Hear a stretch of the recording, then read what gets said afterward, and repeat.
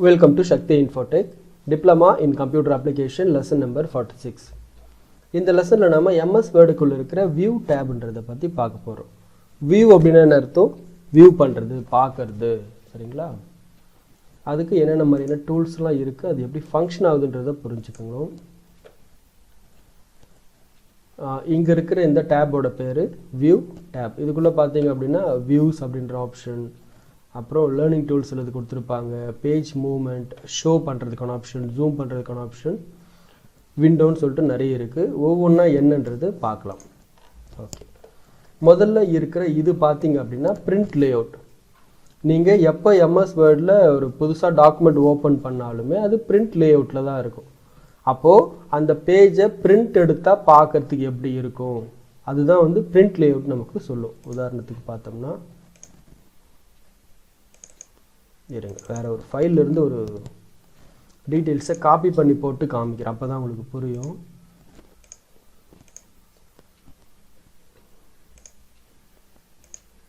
Okay, இப்போ பார்த்தீங்கன்னா என்கிட்ட ஒரு ஷீட்டில் டைப் பண்ணி வச்சுருக்கேன்.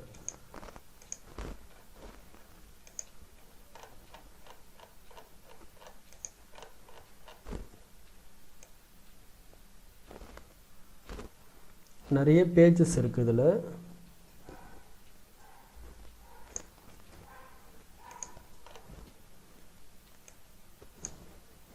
ஓகே, அப்போ நான் பிரிண்ட் எடுத்தேன்னா எனக்கு என்ன ஆகும், இந்த மாதிரி பிரிண்ட் வரும் அப்படின்றது தான் இது சொல்லும். சரிங்களா? இப்போ நான் என்ன நினைக்கிறேன் அப்படின்னா, இது எனக்கு ரீட் மோட், நான் படிக்கிற மாதிரி எனக்கு மாற்றி கொடு அப்படின்னா, ரீட் மோட் கொடுத்தீங்கன்னா உங்களுக்கு ஃபுல் பேஜ் என்ன ஆகும், ஸ்க்ரீனில் தெரியும். அப்படியே நீங்கள் லைன் பை லைனாக படிச்சுக்கிட்டே வரலாம். இது என்ன பண்ணுறேன்னா, வியூ ஆப்ஷனில் எடிட் டாக்குமெண்ட்டுக்குள்ளே போகிறேன். இதையே வந்து நான் வெப் லேஅவுட்டுன்னு மாற்றுறேன். இப்போ என்ன ஆகும் அப்படின்னா, இந்த வெப்சைட்டில் நான் அப்லோட் பண்ணுறேன்னா இது பார்க்கறதுக்கு எப்படி இருக்கும் அந்த மாதிரி மாறும். அவுட்லைன் கொடுத்தோம் அப்படின்னா ஜஸ்ட் இதோட அவுட்லைன், இந்த அவுட்லைனையும் க்ளோஸ் பண்ணிடுறேன். இப்போ டிராஃப்ட்னு கொடுத்தோன்னா ஜஸ்ட் டிராஃப்ட் மாதிரி உங்களுக்கு தெரியும். ஓகேங்களா? அப்போ இதெல்லாமே ஜஸ்ட் வியூ பண்ணுறதுக்கான ஆப்ஷன் மட்டும்தான். நம்ம பெரும்பாலுமே எதை யூஸ் பண்ணுவோன்னு பார்த்தீங்கன்னா பிரிண்ட் லேஅவுட். ஏன்னா பிரிண்ட்டு தான் எடுக்க போகிறோம் அப்படின்றதால பிரிண்ட் லேஅவுட்டில் தான் ப்ரீடிஃபைண்டாக செட்டும் ஆகும். நம்ம அதில் வச்சு தான் எதையுமே எடிட்டும் பண்ண வேண்டியிருக்கும். ஓகேங்களா? அப்புறம் இது பார்த்தீங்க அப்படின்னா பேஜோட மூவ்மெண்ட். பேஜ் வந்து வெர்டிக்கலாக மூவ் ஆகணுமா இல்லைனா சைட் டு சைடா? இப்போ கவனிச்சிங்கன்னா தெரியும் என்ன ஆகுது, ஒவ்வொரு பேஜ் சைடில் மூவ் ஆகுது. இல்லை எனக்கு வெர்டிக்கலாக பண்ணி கொடுனா என்ன ஆகும், நம்ம இந்த மாதிரியும் வச்சுக்கலாம். ஜஸ்ட் இது பேஜோட மூவ்மெண்ட்டுக்காக. இது என்ன அப்படின்னா ஷோ பண்ணுறதுக்கான ஆப்ஷன். ஏற்கனவே சொல்லியிருக்க, இதோட பேர் என்ன சொல்லுவோம், நாம ரூலர் அப்படின்னு சொல்லுவோம் இல்லைங்களா? அந்த ரூலர் உங்களுக்கு இங்கே வேணும்னா இதை டிக் வைங்க. ரூலர் வேண்டாம்னா என்ன பண்ணலாம், டிக் நாம் எடுத்துடலாம். ஸோ இந்த ரூலர் என்ன பண்ணும் அப்படின்னா, எவ்வளோ மார்ஜின் இருக்குது அந்த மாதிரியான சில விஷயங்களை இந்த ரூலர் நமக்கு காமிக்கும். ஓகேங்களா? அதே மாதிரி கிரிட் லைன் கொடுத்தீங்கன்னா நடுவில் கட்டங்கட்டமாக வரும் இந்த மாதிரி. அப்போ எவ்வளோ பேஜ் ஸ்பேஸ் வந்து பிரிண்டிங் ஏரியா அப்படின்றத காமிக்கும். ஓகேங்களா? சில சமயங்களில் நம்ம பிக்சர் ஆட் பண்ணும். உதாரணத்துக்கு கவனிங்க, இன்சர்ட் பிக்சர். ஏன்னா இந்த டெக்ஸ்ட்டை பொறுத்த வரைக்கும் என்ன ஆகும்னா ஆட்டோமேட்டிக்காக செட் ஆகிடும், அந்த மார்ஜினை தாண்டி ஒரே ஒரு இன்ச் கூட நகராது. ஆனால் இதுவே பிக்சர்னு வச்சுக்கோமே, சம்டைம்ஸ் என்ன நடந்திருக்கும் அப்படின்னா நம்ம செட் பண்ணும்போது கொஞ்சம் முன்ன பின்ன அலைன் ஆகிடும் இந்த மாதிரி. அப்போ நம்ம என்ன பண்ணலாம், இந்த கிரிட் லைன்ஸை வச்சு பார்க்கும்போது இந்த பிக்சர் கிரிட் லைனுக்குள்ளே இருக்குதான்றதை செக் பண்ண நம்ம என்ன பண்ணலாம், அதுக்குள்ளே நகர்த்திக்கலாம். ஓகேங்களா? இதுதான் கிரிட் லைன்னு சொல்லுவோம். அப்புறம் நேவிகேஷன் பேன் இந்த மாதிரி வரும். இந்த டாக்குமெண்ட்டுக்குள்ளே நீங்கள் ஏதாச்சும் சர்ச் பண்ணுறதா இருந்தால் அதில் சர்ச் பண்ணிக்கலாம். உதாரணத்துக்கு டைகர் அப்படின்றத சர்ச் பண்ணணும் அப்படின்னா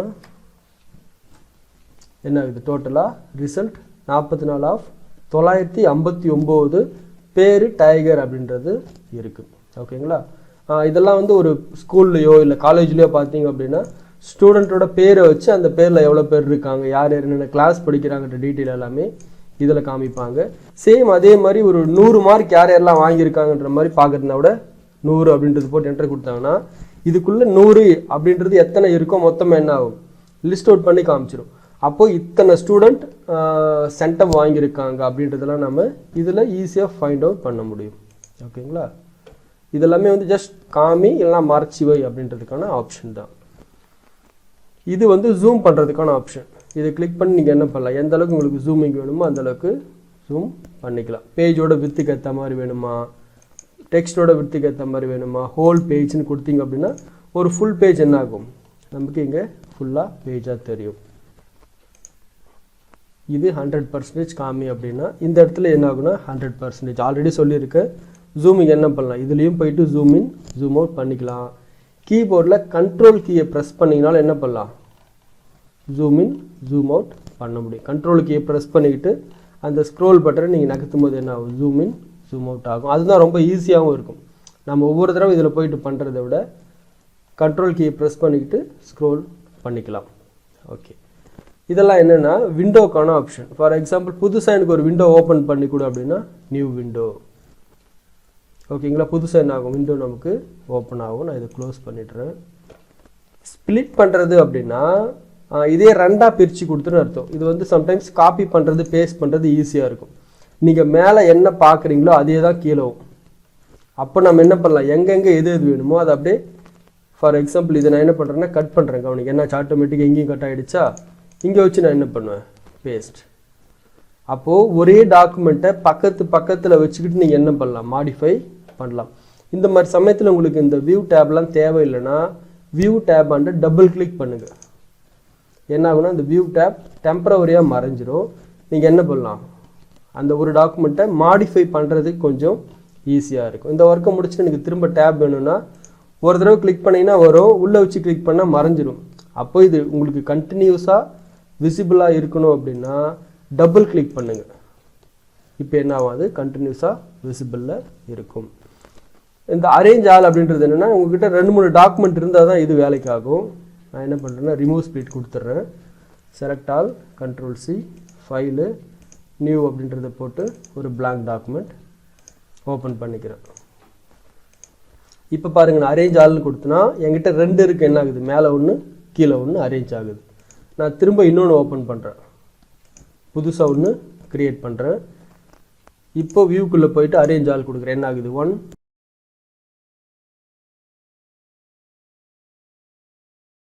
2 3ன்ற மாதிரி அரேஞ்ச் ஆகுது. திரும்பவும் இன்னொரு ஃபைலும் இன்னொரு டாக்குமெண்ட்டை ஓப்பன் பண்ணிவிட்டு இப்போ வியூக்குள்ளே போயிட்டு அரேஞ்ச் ஆல் கொடுக்குறேன். கவனித்து பார்த்தீங்களா, இது 2.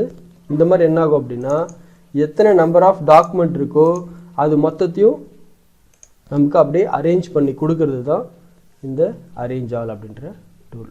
ஓகேங்களா? இவ்வளோ தாங்க நம்ம மேஜராக யூஸ் பண்ணக்கூடியது அப்படின்னு பார்த்தோம்னா இந்த விஷயங்கள் தான் இருக்கும். ஓகே, இப்போ நீங்கள் பண்ண வேண்டியது என்ன அப்படின்னா, நான் இப்போ என்னெல்லாம் சொல்லணும், ஃபார் எக்ஸாம்பிள் ஒரு சின்னதாக டாக்குமெண்ட்டை டைப் பண்ணிவிட்டு ஒவ்வொரு மோடுக்கு மாற்றும் போது என்ன நடக்குது அப்படின்றத பாருங்கள். ஓகேங்களா? அதே மாதிரி வெர்டிக்கல் ஆப்ஷன் எனேபிள் பண்ண என்ன நடக்குது, side to side option enable பண்ண என்ன நடக்குதுன்றது கவனிங்க. அதே மாதிரி ஷோ பண்ணுறதுக்கான option, ruler, gridline, navigation pane இதெல்லாமே எனேபிள் டிசேபிள் செஞ்சு பாருங்கள். ஜூம் பெரும்பாலும் நம்ம இங்கே போயிட்டு ஆக்சஸ் பண்ண மாட்டோம். டாக்குமெண்ட் கீழே இருக்கிற இந்த இடத்துல இருந்தோ இல்லைனா கண்ட்ரோல் கீயை ப்ரெஸ் பண்ணிவிட்டு ஸ்க்ரோல் பண்ணுறது மூலமாக தான் மேக்ஸிமம் நம்ம ஆக்சஸ் பண்ணுவோம். அதே மாதிரி விண்டோவை ஸ்ப்ளிட் பண்ணுறதுக்கான ஆப்ஷன்லாம் எப்படி பண்ணுறோம், அது எப்படி நம்ம அரேஞ்ச் பண்ணுறோம் அப்படின்றதையும் கொஞ்சம் ஒர்க் அவுட் பண்ணிவிட்டு வாங்க. நெக்ஸ்ட் லெசனில் வேறு சில கான்செப்டோடு பார்ப்போம். தேங்க்யூ.